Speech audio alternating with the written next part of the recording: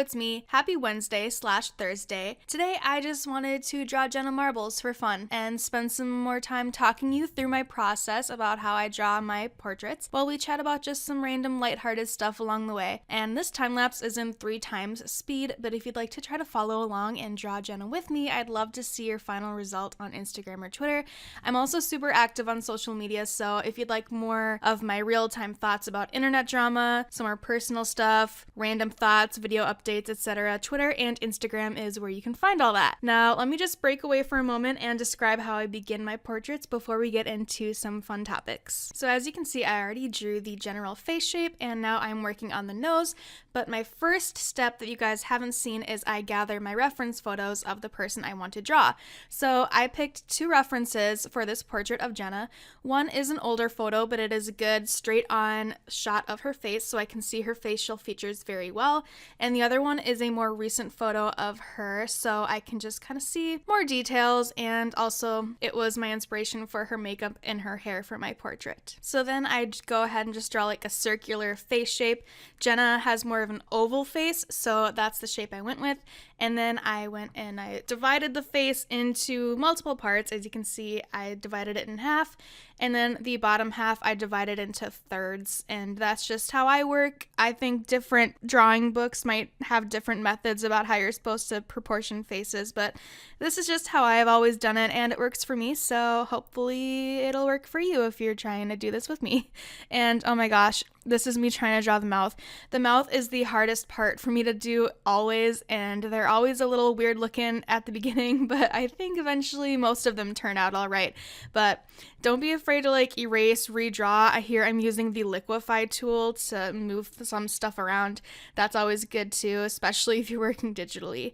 And some of the facial features that I wanted to exaggerate on Jenna's face was I wanted her nose to be slightly off center because that is just like a little imperfection that I just wanted to highlight because I think it's cute. But yeah, her nose is like just a little bit off center at the bottom, and her eyelids are very like her creases are very deep and prominent, so I wanted to highlight that as well. So those are kind of the main things. Oh, and the mouth is like really crooked and smirky, like it lifts up on one side more than it lifts on the other when she's smiling, which I think is really cute. But yeah, just it doesn't mean like it's bad or mean or anything to highlight imperfections when you're doing caricatures. This isn't really like a really exaggerated one, like because my last video people were really mad at the way I drew Joey Graceffa, but that was just me exaggerating my portraits just to kind of play with my style. And I have decided I don't like exaggerating portraits that much. I'd rather have them be a little bit more, not realistic, but just not as crazy, I guess. So my first sketch is really loose. I, really quickly draw it out, and then I make that layer more transparent, and then my second layer I go and kind of more define things and make it not as loose and kind of refine it a little bit more. Oh my gosh, I'm so bad at doing voiceovers when I didn't write a really good script out beforehand. I'm literally just talking over watching my own video, and this is just kind of a different method of voiceovers. I'm not used to doing it this way, so it's a little messy. I hope that's okay. I'm much better at expressing my thoughts when I write them out first for you guys. So yeah, as I'm going in and refining my sketch, let's start talking about some of the topics that I have for you guys today. On Instagram, I asked you guys on my story if there's any questions or topics that you'd like me to talk about for this video, since we're not going to be going into any of the very serious YouTube drama that I just would like to take a break from, if that's okay with you. But somebody asked if I have any other hobbies other than drawing, and yes, I do have. I have many hobbies. Too many hobbies. I can't keep up with all of them. So let's see, I play guitar and I write music. I haven't really done that lately because I've been really busy with work and stuff, but oh my gosh, you guys. So like when I was 12, I think I taught myself how to play guitar for the only reason is because I wanted to play Taylor Swift songs, and I wanted to learn how to play Our Song by Taylor Swift. So I went on the internet and I learned the 4 chords that I needed for that song. I still remember it. It's D, E minor, G, and A. Those are the ones I learned. And I was like, oh, now I can play guitar. Now I can write music. And then I started writing songs, and all the songs I wrote, I wanted them to sound like Taylor Swift songs. So then I got older, Picked up electric guitar, and then I learned how to play solos of my favorite rock bands like Guns N' Roses and Metallica, System of a Down. Oh, I love metal. System of a Down and Korn. Those are my two favorite metal bands. So that's a little bit more about like my music background. I'm not very good at writing songs, by the way. They're all like really crappy. Like it'd be kind of fun to show you guys some of them anyway. But I have a whole other YouTube channel where I literally have been posting my music since I was a little kid, young teenager as well. But yeah, music. And I also play video games. I've been playing video games my whole life. Right now my favorite games are Elder Scrolls Online and The Sims. That's not really a real game according to some people, but I love those games the most. But I also play Grand Theft Auto, Red Dead Redemption, Need for Speed, Skyrim, you know, just all the major ones people usually play. I'm not into Fortnite, though. That's just not my thing. Fortnite, PUBG, I don't know. I'm really bad at those. Call of Duty, though. I like Call of Duty. What else? My other hobbies include hanging out with my cats. I love cats very, very much. I also love dogs, but I don't have a dog yet because I don't have a yard. But as soon as my husband and I buy our next house, it'll hopefully have a yard, and then we can get a dog. That's the rule my husband put out, is we need to have a yard before we can get a dog. But for now, I'm content with my two cats, Abraham and Jet. Jet is a little tuxedo cat girl, and Abraham is my ginger cat. And yes, we named him after Abraham from The Walking Dead. But also shout out to the two cats that I got when I still lived with my parents, Rogan and Sebastian. They're the best boys, and I love them so much even though I don't see them every day anymore. Well, Sebastian is kind of mean, but Rogan's cool. I love Rogan. He's like my best friend besides Abraham and Jet. He's my third favorite cat. Oh my gosh, I'm picking favorites. Don't tell them I said that.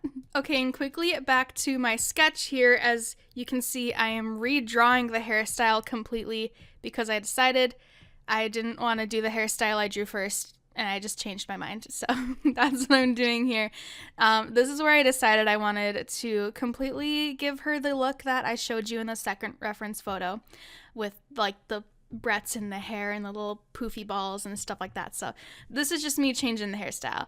And this is a really big reason why I like doing my portraits digitally, because if I did this on a canvas or a piece of paper, this would not be so easy to do. And like I said, when you're working on these digital portraits, don't be afraid to go back, change things, erase things, redraw things, use all the tools that are there. That's why they're there. That's why I use the liquify tool, the stretch tool, distort.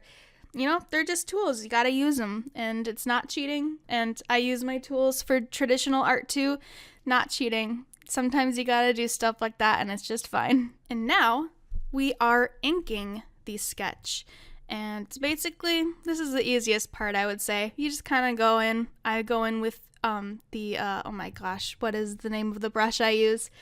I'm blanking right now, but I'll put it in my description if I remember. And then if I don't remember, just ask me and I'll tell you. But I'm using an inking brush just to go over my more refined sketch. And this is the easiest part, like I said, because you're just redrawing over what you already drew and then maybe adding maybe one or two extra details here and there depending on what you feel like. So another person on Instagram asked me about my opinions about art school and whether or not it's worth the money and time. So I didn't go to a specialized art school per se, but I went to a state university where they offered a really good art program.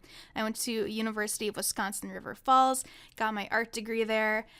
Bachelor of Science in Art, that was my degree specifically, if you were wondering. I definitely do not regret going to college, even though I haven't used my degree yet. I've just been self-employed since I graduated last year. I work for myself as an Etsy seller doing pet portraits, which, by the way, my commissions are open if you would like me to paint your cat or dog or gecko or rabbit or snake or any animal or any pet. My Etsy store will be in the description, by the way. But as I was saying, even though I haven't used the degree that I earned, I don't regret going to college because I learned a lot there about art that I probably wouldn't have been able to learn teaching myself, basically. I was really pushed to learn new styles, learn new techniques, And some of my favorite parts of college was being assigned projects that I never would have thought to work on if I was just doing all my own art for fun. We were given challenges, we were given specific goals that we had to, accomplish for our projects. And, it just kind of pushed me and challenged me and helped me learn new ways to do art. And that is something that I would not have been able to do if I just did everything I felt like doing and was never challenged. I also had exposure to a bunch of equipment that I would have never been able to be exposed to on my own. Really big professional printers for printing photography, printmaking. That's a different subject I learned that I really liked, screen printing, lithography, carving into linoleum. Those are things I never would have ever thought to learn if I never went to college. I also took some really helpful classes just about learning about art history, so I kind of have some background and I know why art is the way it is now, and I learned why different movements happened and the history behind it and how that history relates to not just art in general, but just how politics were in real life when those art movements happened. I took classes about how to work in a gallery, how to promote my art, how to sell my art. Those are all very useful skills that I can now list on my resume if I ever wanted to work for a company for something art related. So even though I don't have a quote-unquote real job where I'm using the degree that I earned, I'm still using all those skills in my real life where, I'm doing YouTube stuff, I'm doing Etsy stuff, social media, and a lot of those skills are helping me with my self-employment as well. But I am very happy that I decided to go to a university instead of an art school, because the art schools around me, for example, I was looking into the Minneapolis College of Art and Design. That is very expensive. The tuition was very, very expensive. I looked into it. I almost thought about going there, but I'm glad I did not, because the tuition for the school I did go to was a lot cheaper, and I was luckily able to get some financial aid to help out with that. So if you're thinking about art school, just weigh your options, see what you can afford, see what kind of financial aid you qualify for, figure out, what your budget is, and figure out if there's other options besides art school. If there's any colleges around you that offer good art programs, look into that, and that's what I recommend. Going to college definitely made me a better artist, in my opinion, but at the same time, I do acknowledge that it is probably not for everybody. So, like I said, weigh your options, figure out if it's right for you, and kind of just follow your gut and follow what you want to do. And I'm sure you won't regret whatever your decision is, especially if it's something that you're very passionate about. And now back to the Jenna portrait and describing to you what I'm doing here. And now I am painting in the skin. I just grabbed a skin color that I thought maybe was like a good medium tone, dropped it on, and now I'm going in with some highlights, and then I'll be going in with shadows. And I kind of go back and forth throughout this portrait, grabbing highlights, shadows, more saturated colors, more dull colors, and just kind of playing around with it. And I don't have an exact method about how I do skin yet. I'm still playing with it, but one tip that I have is don't be afraid to grab colors that you normally would never think about grabbing. And you'll see here in a minute that for some of the shadows, I grab blue, because a lot of these colors that I'm using right away are kind of more on the orange side, orangey red side, and the opposite of orangey red is like bluish green. So using those as shadows and then kind of mixing it in the color I already have now kind of gives it some more depth, I guess. Like right here, you can kind of see I use some blues, and it kind of looks scary right now, kind of makes her look like a zombie, but as I keep going and blending more colors, it does get a little better over time. But like I said, just grab some colorful stuff and see what happens. And if you don't like it, there's always an undo button. You can always paint over it and, just have fun, experiment. And the more that you just like kind of put stuff on there and play around and do things that you're uncomfortable with, the more life that it'll bring to the skin colors. And now I'm just doing like the blushes and kind of more saturation, and that's how I'm doing the skin for this portrait. So another question that somebody asked on my Instagram was, why I started my channel. So I basically started this channel because I cannot find a niche for the life of me. This is probably my 4th or 5th YouTube channel that I've ever started and posted videos on. My first one, like I said earlier, was a music channel where I started it when I was a young teenager, maybe 11 or 12 years old is when I started it, to post my music and my Taylor Swift inspired songs. And I was convinced I was going to grow up to be a famous country singer.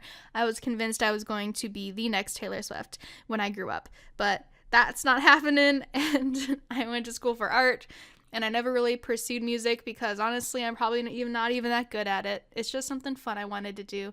And it's a dream I had as a child that never ended up being a reality. But being an artist, that's my second favorite choice of a career. You know, I probably wouldn't even want to be a country singer anymore. It seems like a lot of work. I like being at home. I like not traveling all the time. I like not doing concerts and being a famous musician. As if I know what actually being a famous musician would be like. Anyway, I have multiple channels, like I said. The one, my music channel, just talked about that.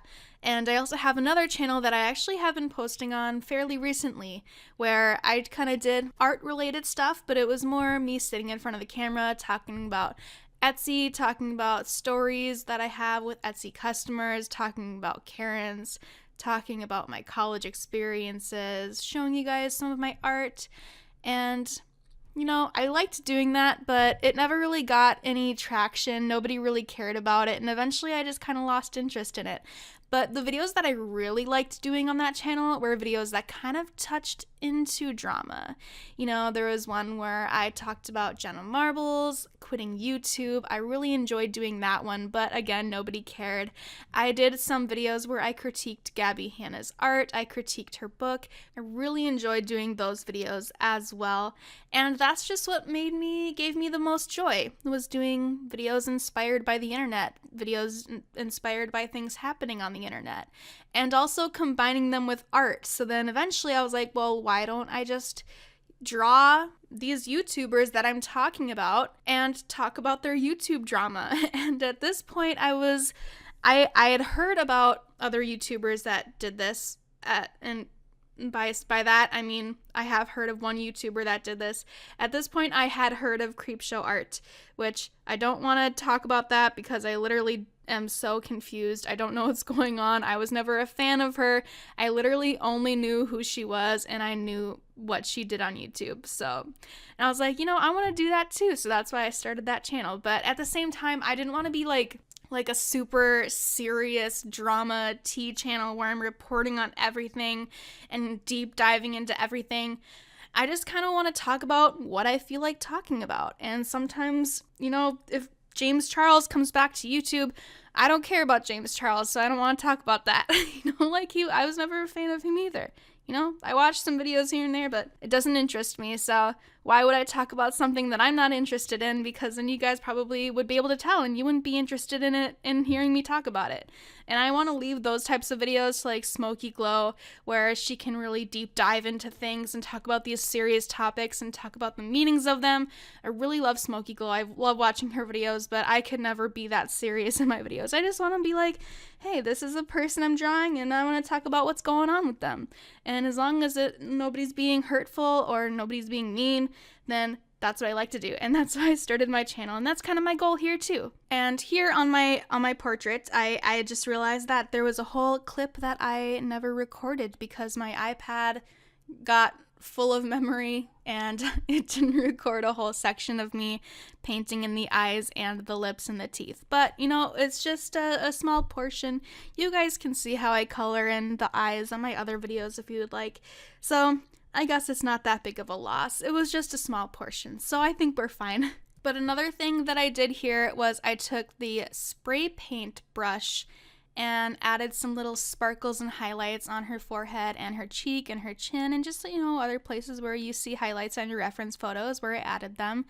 And I'm not sure if I did this yet or if I'm doing this soon, but I also did some purple spray paint on her cheeks because it looked like she had a little bit of purple glittery highlight that I wanted to add, and I think it added some nice little touch to it. And as you can see, I'm coloring in the hair now, just, you know, putting in the mid-tone and then adding in the highlights and the shadows pretty much like the same way I did the skin, but now I'm doing it for the hair. And if you are still here and you're listening to this, that means that you care about me.